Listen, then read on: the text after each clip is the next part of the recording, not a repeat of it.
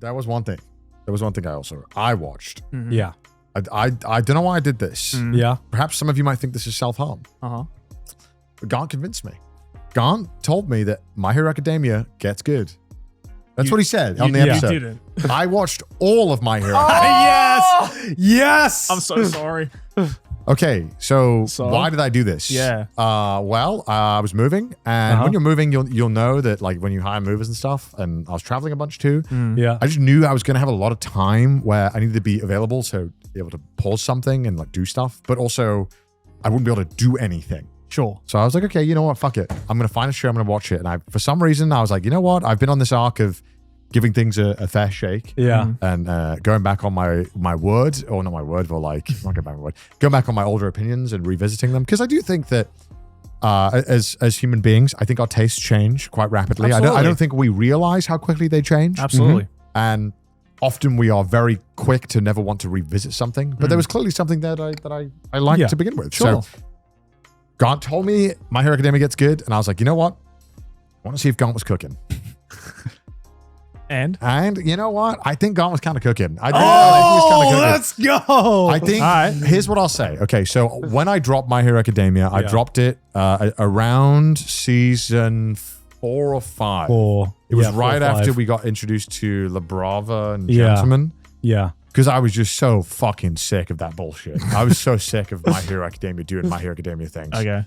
And so you have to imagine my fucking disappointment when I start season 5.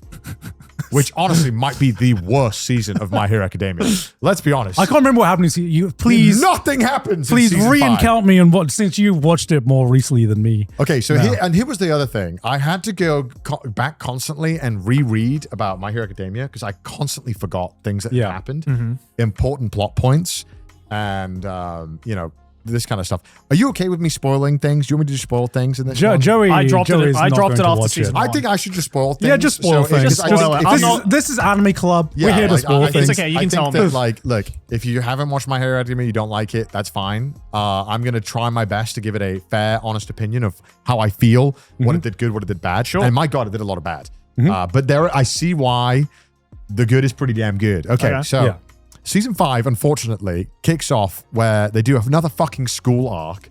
Where Your they do, favorite. Oh my God. And it's like, this was the most frustrating shit ever. Because the weakest parts of My Hero Academia is when they're just randomly training for some bullshit. Yeah. And I get it. They know a big imminent battle is incoming. But we don't need to spend the whole fucking season having this fight. It's the one where they have these battles between class A and B. Oh, yeah. And it was the second time they did that, right? Second time they did it? Yeah. And some of them, every single battle they would do 4v4. And it was like 5 4v4s and it was either 2 or 3 episodes for each battle. And it was, Jesus. I'm not going to lie, it was pointless. Yeah.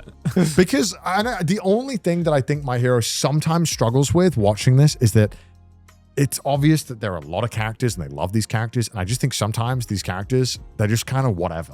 And like they don't really get a lot of chance to shine. And I know they try so badly to do it, but a lot of these characters are just like, yeah, I guess Tape Man has his moments. Cello does have his moments, and that's fine. But also, you didn't need to give him the moment. You didn't need to focus on this character. You didn't need to put him in the fight so many times. And they'll tell you that he's paramount. And yeah, he is, and I get it. And whatever. But so most of season 5 is that. Right. And that was the one that I had to do 1.5 speed. Oh, no way. Intro skip, outro skip. No way. It was like, it was killing me. It was killing me. So I was like, oh, hurry the fuck up. And then right at the end of season 5 is when they fucking lock in for some generational storytelling. Okay. Is this Endeavor's arc? Because they go to the Endeavor arc. Yes. And that is when this show, it finally locks in. Because you realize the entire My Hero Academia story, yeah, maybe it's about Deku, but I feel like it's really about Endeavor. I feel like it's really about the Todoroki family. It's really what it's about. Okay. Todoroki family drama is like fucking peak, man. Right. It is so good. It's actually just, man. It's that wolf smoking a cigarette on the side of that meme. Do you know the man wolf smoking a cigarette meme? Okay, I've been watching this over the course of like quite a while, so yeah, it's like that, Man. you know. Children think that Deku is the main character, and I guess he is technically, but it's really, I think it is a Todoroki family story that really is the strong part of this and the whole saga, really. Yeah. Because this is finally when we get to, you know, this is, I can't remember exactly what happens again, so please, I'm sorry about this because I watched it quite a while ago. This is season 5. I can't help so you. season 6, 7, and 8 I've watched since. Yeah. But basically, Endeavor, we finally get where he kind of realizes that he was the problem in the family and him coming to terms with it. And, you know, his daughter wants to reconnect this family. His wife or mother of Todoroki is still in the home, and we don't really know if she wants to see him again. And Todoroki's brother just wants nothing to do with dad. And it's fucking brutal watching Endeavor, who is this guy who has just had to try and use power to get through everything in life, have this moment where he just realizes that is just not going to work in this family. Like, it doesn't matter how strong, how amazing you are. No amount of strength could make you a good dad. And unfortunately, you have broken your family beyond repair. And it's all on him. Right. And it's so crazy that this show that just absolutely has some of the most dog shit characters just absolutely nails a home run. Watching Endeavor just have to be like, he's talking to Son. He's like, I know you don't love me. I know you will never love me, but I'm going to be here. I'm going to do what I can for this goddamn family. And I'm taking this seriously. I don't need you to tell me you love me. I'm going to do it because it's my job as a dad. And it's so fucking good. It's so fucking good watching him do it. And it's so unexpected of my hero. I don't know. Like, where did this come from? You know, like, it's always alluded to Endeavor, but it's such a beautiful story. And it's obviously, it expands beyond that throughout the seasons. Yeah. But the best parts of the show after that is anytime Endeavor has to like lock in for a fight because the emotional weight is there. And there's a big thing that happens that I can't believe I didn't predict, because it's so obviously predicted the entire time that I feel like such a fucking moron for not being able to see it, which is fucking Dabby, which is the main villain, the blue flame guy, is fucking Todoroki's brother. Oh, okay. Yeah. Which feels so obvious in hindsight. Yeah. Major spoilers. Mudo, we should probably mention that. Oh, I mean, we've already had major spoilers. It feels so obvious, but he is basically another son that had these amazing flame powers that were even stronger than Endeavor's, but he couldn't withstand the burning on his body. Right. And so his dad was obviously Endeavor's like, you're a failure. You are not my son, because I want a son that can do fire and ice. He could do both amazingly. Yeah. So you are a failure to me. So, and that's how, you know, he almost pushes Dabby out of the family from this mindset. Like this, even the marriage, you see how he got into the marriage. He basically just negotiated with the dad of this wife and was like, I want your wife. In return, you will get riches and fame for being married to me. And they're like, handshake. And so you start to see a lot of this family dynamic that is just absolutely kind of toxic to the core, but it's genuinely beautiful and moving. And just to the exact thing we need in this world right now, which is the opposite of toxic masculinity. I don't know what it is here, but Endeavor having to like go through this dad arc was so beautiful and was really heartwarming. And made me genuinely like kind of completely fall in love with the show again. Because it was that kind of arc at the end that made me be like, all right, let's see what you can cook. Yeah. That was the end of season 5. That kind of starts at the end of season 5. And there's a I think I forgot, if you go to the episode season names on Wikipedia, I can kind of show you where it starts happening. There's like 3 or 4 episodes where it kind of focuses on Endeavor right at the end of season 5, I believe. It is, I believe it is the end of season 5. And that's kind of like, when I got to that point was when I was like, God damn it. It was such a good arc that I was genuinely back. Yeah. Right. From all the shit they've put me through. No, that's not it. Is that season 5? Sadman's Paradise. What's Sadman's Paradise again? Tomura Shigaraki's origin. Was the end of season 5 Shigaraki's backstory? Oh, that might have been it. What's season 6 then? A Quiet Beginning, Miniko's Encounter Oh no, this is when they're already in the fight, right? Yeah. They've already started the fight, I think. Yeah, so It's the it middle of was season 5. it was end of season 5. We had Endeavor's story, I believe, and then Shigaraki's backstory. Yeah.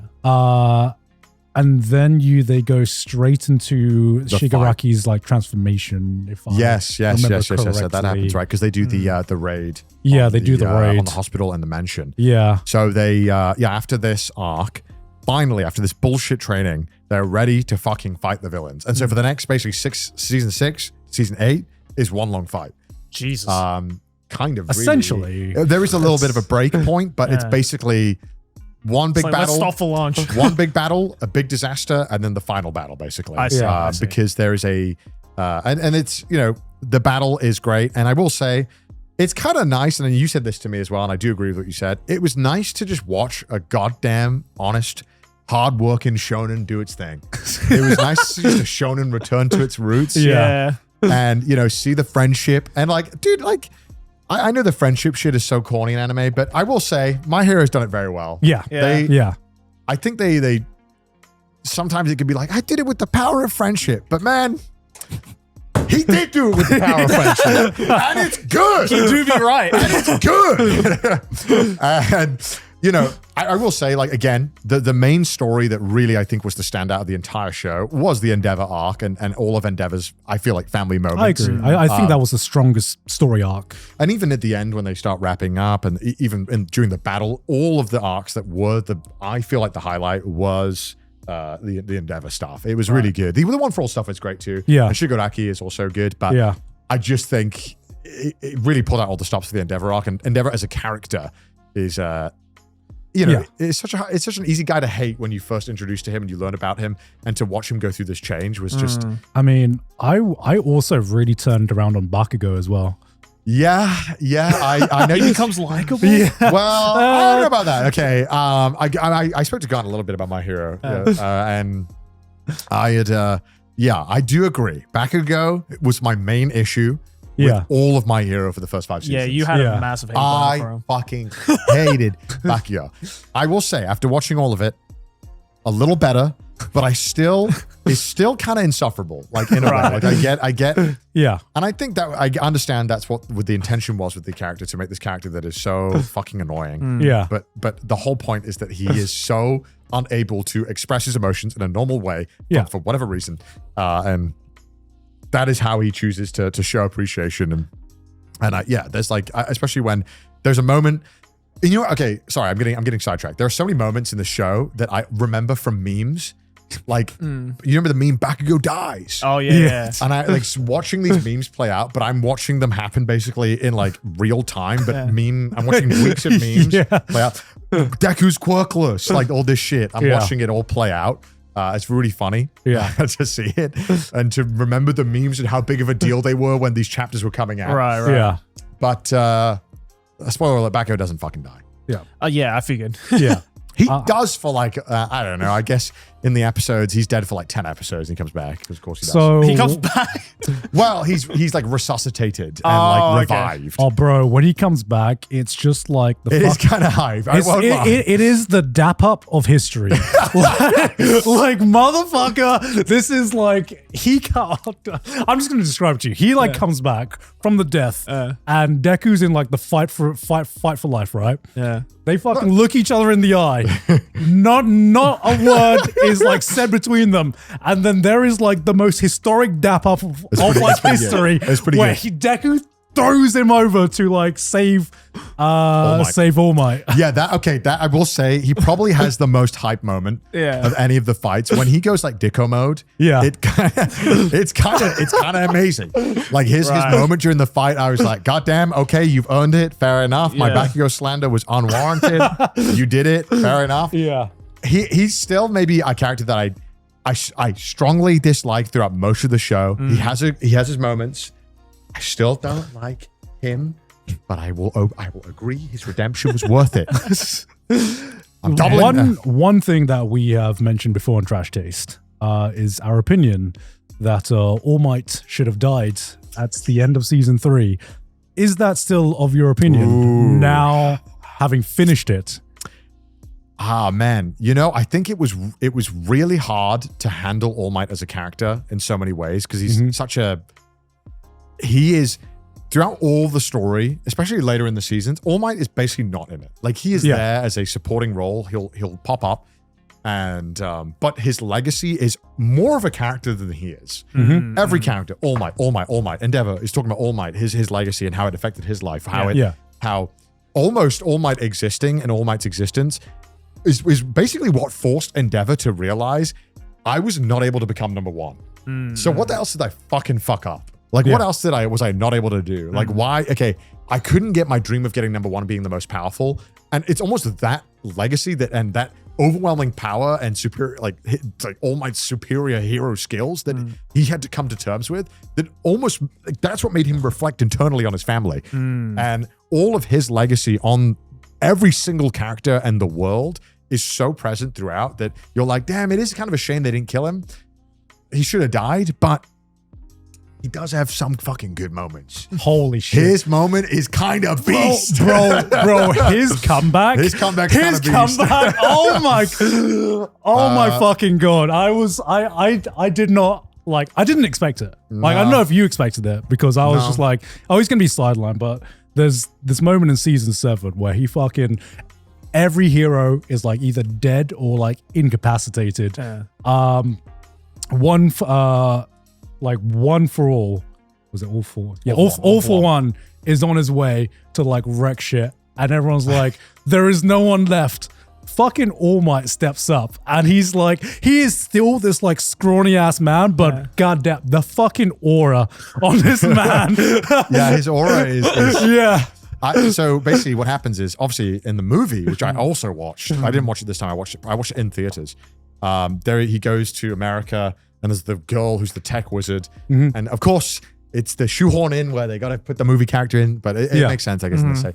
She makes this mech suit that allows All Might to fight. And this mech suit is like god tier. So it allows him to fight, not really do anything. He's just stalling. But he has some amazing moments in this fight. And throughout this fight, basically all he's doing is just trying to aura farm on him and fuck with his head. He's not trying to win this fight. He can't win this fight. Yeah. He is just, because he knows, he's live streaming this. For some reason, he knows the camera is the most important thing in this fight. So he is constantly just trying to be like, my smile is more important than anything you could do to me. And then he starts bleeding. He's like, no! My smile is still more important.